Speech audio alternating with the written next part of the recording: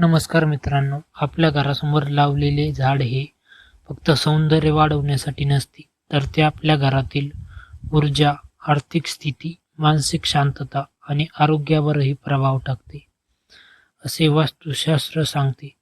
पण विज्ञान काय सांगते? खरंच काही झाडे शुभ आणि काही अशुभ असतात का? आणि स्वामी समर्थांनी याबद्दल काय संदेश दिला आहे? आजचा हा व्हिडिओ शेवटपर्यंत नक्की पहा. कारण शेवटी स्वामी समर्थांचा असा अनमोल संदेश सांगणार आहे, जो तुमच्या जीवनाचा दृष्टिकोन बदलू शकतो. तुळस सर्वश्रेष्ठ आणि पवित्र वनस्पती. आध्यात्मिक कारण. तुळशीला माता लक्ष्मीचे स्वरूप मानले जाते. ज्या घरात तुळशीची पूजा होते तिथे सकारात्मक ऊर्जा वाढते असे मानले जाते.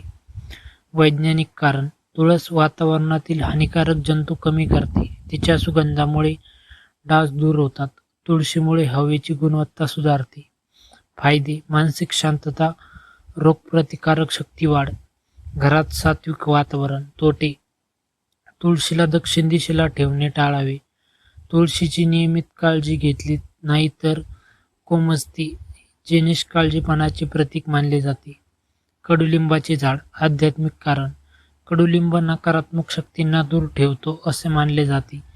वैज्ञानिक कारण. नैसर्गिक अँटीबॅक्टेरियल गुणधर्म. हवेतील प्रदूषण कमी करतो. कीटक नियंत्रणासाठी उपयुक्त. फायदे. शुद्ध हवा, कमी आजार, घराभोवती संरक्षणात्मक वातावरण. तोटे. मुख्य दरवाजाच्या अगदी समोर खूप जवळ लावू नये. आवळा.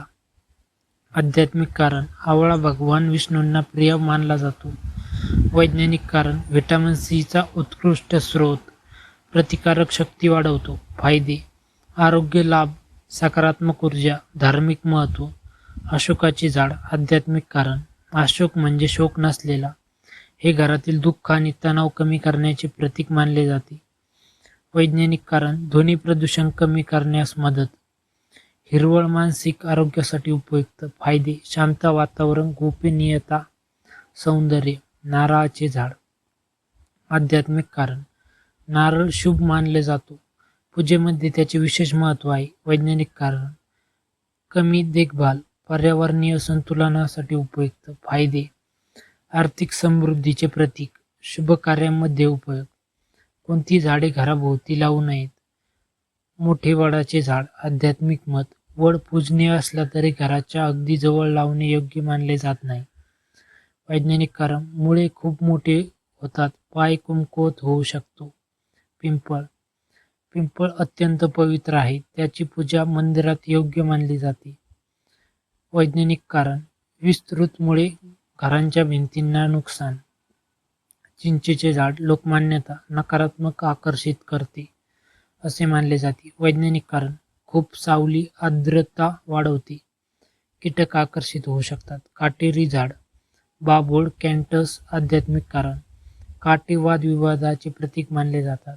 वैज्ञानिक कारण. जखमेचा धोका, मुलांसाठी असुरक्षित. वास्तुशास्त्र आणि विज्ञान यांचा समतोल. मित्रांनो, वास्तुशास्त्रातील अनेक नियम हे अंधश्रद्धा नसून अनुभव आणि पर्यावरणीय निरीक्षणांवर आधारित आहे. मोठ्या झाडांच्या मुळांमुळे घराचे नुकसान होऊ शकते. औषधी झाडांमुळे आरोग्य सुधारू शकते. हिरव्या वनस्पती मानसिक तणाव कमी करतात. म्हणून श्रद्धा आणि विज्ञान यांचा समतोल राखणे आवश्यक आहे.